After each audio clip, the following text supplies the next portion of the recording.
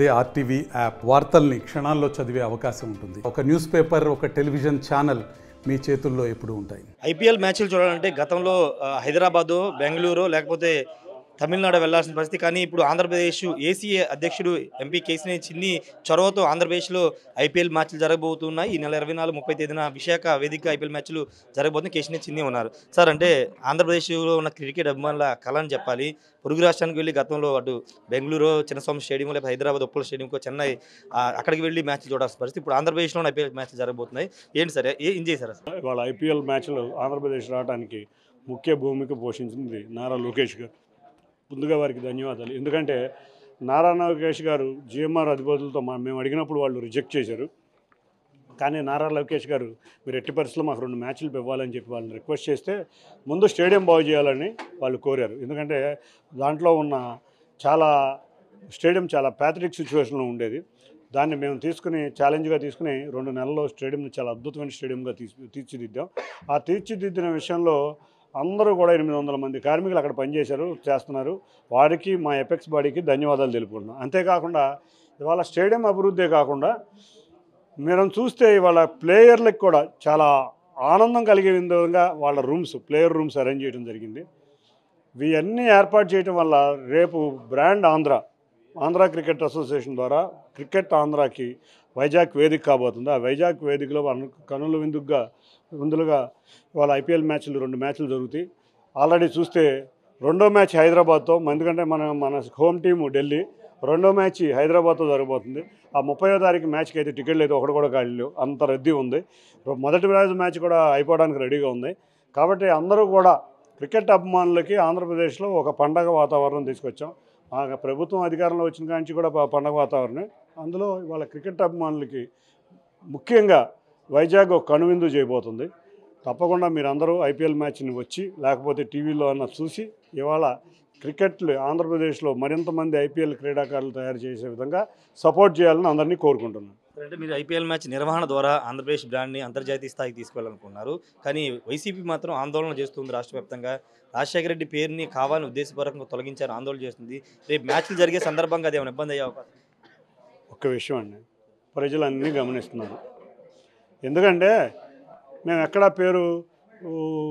వేరే పేర్లు ఏమీ యాడ్ చేయలేదు. ఎక్కడన్నా యాడ్ చేసామా? పోనీ ఏదన్నా పలానా పేరు తీసేసి పలానా పేరు పెడితే బాగుంటుంది, పలానా పేరు తీసేసామని చెప్తారు కానీ పెట్టామని చెప్పట్లేదు. ఏదైతే గత 30 సంవత్సరాలకి ఆ స్టేడియంలో ఏ పేరు అయితే ఉందో అదే పేరుని మేము ఉంచాం. మేము లేకపోతే మా నాయకుల పేర్లు ఏమన్నా పెట్టామా? పెట్టలేదు కదా. అంటే రాజకీయం చేయటం మాకు ఇష్టం లేదు. మేము క్రీడగానే చూస్తాం. కాబట్టి ఈ రాజకీయాలన్నీ మాని క్రీడని క్రీడగా చూడండి. అంతేగాని ఇక్కడ బ్రాండ్ వస్తుంది, ఈ బ్రాండ్ని చెడగొడదామని కొంతమంది కుయుక్తులతో చేసిన పని అది. ఆ చేసిన వ్యక్తులకు కూడా సక్సెస్ కాలేకపోయారు. ఎందుకంటే నేను 20 మంది 20 మంది కూడా అక్కడ రాలేకపోయారు. అంటే విశాఖపట్నం ప్రజలకు అర్థమైంది వీళ్ళు రాజకీయాలు చేస్తున్నారు, ఆంధ్రప్రదేశ్ ప్రజలందరికీ రాజకీయాలు చేస్తున్నారు. కాబట్టి క్రీడల్లో అట్లీస్ట్ ఒకటే చెప్తున్నా, క్రీడల్లో రాజకీయాలు పక్క తోరండి, తప్పకుండా క్రీడలను ఆస్వాదించండి. సార్, అంటే అమరావతిలో కూడా అంతర్జాతీయ మ్యాచ్లు చూడాలని చాలామంది కలగంటున్నారు. ఆల్రెడీ మీరు నారా లోకేష్ గారు జైషాతో కూడా మాట్లాడారు. నెక్స్ట్ ఐపీఎల్ మ్యాచ్లు కానీ అంతర్జాతీయ మ్యాచ్ అమరావతిలో ఎప్పుడు?